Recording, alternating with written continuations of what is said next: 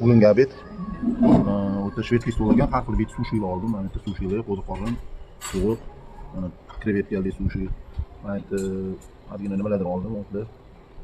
Bu sho'rva ekan, bu qaynaydi, mana o'tlarni solib berishdi. Bizning professor domlamiz, professorimiz Yo'l So'g'atga. Mana xom go'sht, mana solinadi, u qaynab ichidan olib, o'tlar bilan olib, demak yeyilar ekan. Mana bu souslar, restoran juda ajoyib. Yo, tabiat, tashqari. Og'irgacha, mana bu go'shtlarni solatgan. Tegida yana go'shtlar bor.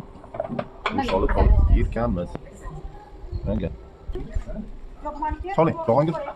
Soling mana. Mana soldik go'shtdan, mana qaynayotgandek. Ichidan olib. Xom go'sht. Keyin mana non ekan. Non buni ham bitta botirib, bu bilan aralashtirib yeyilar ekan. Bu menimcha mana unga bo'lsa kerak. Aynan. Go'sht, yo'lda mo'li produktlar. Xonadonga qilingan. Olimlar istaydi. Mana xamir solib, yumshatib. Yesa bo'ladi buni. Ha, bo'ladi. Tez ol. Aha. Olib, qarorga qo'yaman. Mana ochib, shuni sal oqmay bo'lsin. Mayli, hech narsa qilmaydi. Ustiga go'sht qo'yib, yevorsa bo'ladi. Go'sht qo'yib, yevorasizlar. Souslar. Juda yaxshi, bu go'shtdan qilingan. Aha. Mana bu. Go'shtlar pishgan.